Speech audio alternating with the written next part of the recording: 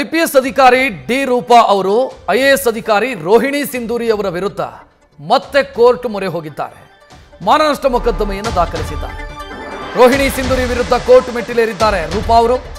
ಬೆಂಗಳೂರಿನ 7ನೇ ಎಸಿಎಂಎಂ ನ್ಯಾಯಾಲಯಕ್ಕೆ ಖಾಸಗಿ ದೂರನ್ನು ಕೊಟ್ಟಿದ್ದಾರೆ.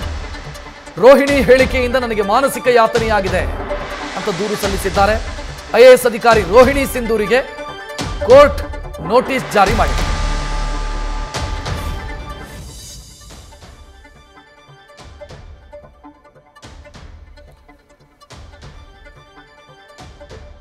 ಐಪಿಎಸ್ ಅಧಿಕಾರಿ ರೂಪಾ ಮೌದ್ಗಿಲ್ ಅವರ ಐಎಎಸ್ ಅಧಿಕಾರಿ ರೋಹಿಣಿ ಸಿಂಧೂರಿ ಅವರ ವಿರುದ್ಧ ಮತ್ತೆ ಕೋರ್ಟ್ ಮೆಟ್ಟಿಲು ಹತ್ತಿದ್ದಾರೆ. ಇದು ಸುಪ್ರೀಂ ಕೋರ್ಟ್ ವರೆಗೂ ಕೂಡ ಹೋಗಿ ಬಂದಂತ ಕೇಸು. ಬಿಜೆಪಿ ಸರ್ಕಾರ ಅಸ್ತಿತ್ವದಲ್ಲಿದ್ದಂಥ ಸಂದರ್ಭದಲ್ಲಿ ಇಬ್ಬರ ಮಧ್ಯೆ ವಾಗ್ದಾಳಿಗಳಾಗಿತ್ತು ಬಹಿರಂಗವಾಗಿ. ಸೊ ಅದಕ್ಕೆ ಸಂಬಂಧಿಸಿದಂತೆ ಈಗ ಮಾನನಷ್ಟ ಮೊಕದ್ದಮೆಯನ್ನ ರೋಹಿಣಿ ಸಿಂಧೂರಿ ವಿರುದ್ಧ ರೂಪಾ ಮೌದ್ಗಿಲ್ ಅವರು ದಾಖಲಿಸಿದ್ದಾರೆ. ಹೆಚ್ಚಿನ ಡೀಟೇಲ್ ನೀಡೋದಕ್ಕೆ ನಮ್ಮ ಪ್ರತಿನಿಧಿ ವಿಷ್ಣು ಪ್ರಸಾದ್ ಫೋನ್ ಸಂಪರ್ಕದಲ್ಲಿ. ವಿಷ್ಣು ಪ್ರಸಾದ್, ಇದು ಸುಪ್ರೀಂ ವರೆಗೂ ಕೂಡ ಹೋಗಿ ಬಂದಂತ ಕೇಸು. ಈಗ ಮತ್ತೆ ಕೇಸು ದಾಖಲಿಸೋದಕ್ಕೆ ಏನ್ ಕಾರಣ?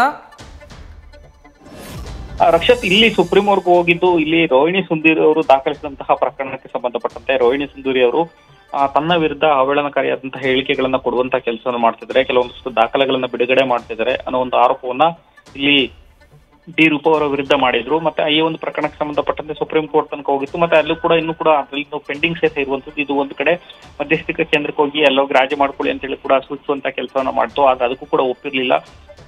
ಇದು ಒಂದ್ ಕಡೆ ಪೆಂಡಿಂಗ್ ಇರುವಂತದ್ದು. ಆ ಕೇಸ್ ಇನ್ನೂ ಕೂಡ ಕೋರ್ಟ್ನಲ್ಲಿ ಉಳಿದಿದೆ. ಇದರ ನಡುವೆ ಈಗ ಡಿ ರೂಪಾ ಅವರು ಈಗ ರೋಹಿಣಿ ಸಿಂಧೂರಿ ಅವರ ವಿರುದ್ಧ ಈಗ ಒಂದು ದೂರನ್ನು ದಾಖಲಿಸುವಂತಹ ಕೆಲಸಕ್ಕೆ ಮುಂದಾಗಿದ್ದಾರೆ. ಕಾರಣ ಏನಂತಂದ್ರೆ ಇದೇ ಜಟಾಪಟಿ ನಡೆಯುವಂತಹ ಸಂದರ್ಭದಲ್ಲಿ ಒಂದು ಸ್ಟೇಟ್ಮೆಂಟ್ 19/2/2023 ಕೊಟ್ಟಂತಹ ಸ್ಟೇಟ್ಮೆಂಟ್ ಏನಿದೆ, ಅವತ್ತು ಇಲ್ಲಿ ಸಿಂಧೂರಿ ಅವರು ಮೀಡಿಯಾಗಳ ಮುಂದೆ ಹೇಳಿಕೆ ಕೊಡುವಂತಹ ಕೆಲಸವನ್ನು ಮಾಡಿದ್ರು. ಅದಲ್ಲದೆ ಅದೇ ಒಂದು ಪ್ರತಿಯನ್ನ ಮೀಡಿಯಾದಲ್ಲಿ ಟೆಲಿಕಾಸ್ಟ್ ಆಯ್ತು, ಅದನ್ನ ತನ್ನ ಸಾಮಾಜಿಕ ಜಾಲತಾಣದಲ್ಲಿ ಹಾಕುವ ಮೂಲಕ ಅವಹೇಳನ ಮಾಡುವಂತಹ ಕೆಲಸವನ್ನು ಮಾಡಿದ್ದಾರೆ. ಅದಲ್ಲದೆ ಇದರ ವ್ಯೂಸ್ ಕೂಡ 1.8 ಲಕ್ಷ ಆಗಿದೆ. ಇದರ ಜೊತೆಗೆ ಈ ಒಂದು ವಿಡಿಯೋ ಅಪ್ಲೋಡ್ ಮಾಡೋದ್ರಿಂದ ಮತ್ತೆ ಈ ಹೇಳಿಕೆಯಿಂದ ತನ್ನ ಪತಿ ಮತ್ತೆ ಮಕ್ಕಳಿಬ್ರು ಕೂಡ ಜೊತೆಗೆ ನನ್ನ ತಂಗಿಗೆ ಮಾನಸಿಕವಾಗಿ ಇದರಿಂದ ಕಿರುಕುಳ ಆಗಿದೆ, ಹೀಗಾಗಿ ಇವರ ವಿರುದ್ಧ ಕ್ರಿಮಿನಲ್ ಮಾನನಷ್ಟ ಮೊಕದ್ದಮೆಯನ್ನು ದಾಖಲಿಸಿಕೊಳ್ಬೇಕು ಅಂತ ಮನವಿ ಸಲ್ಲಿಸುವಂತಹ ಕೆಲಸಕ್ಕೆ ಮುಂದಾಗಿರೋದು.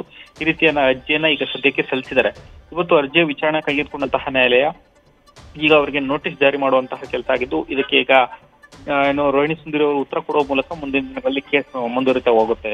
ರಕ್ಷಿತ್, ಥ್ಯಾಂಕ್ ಯು ವಿಷ್ಣು ಪ್ರಸಾದ್ ಮಾಹಿತಿಗೆ.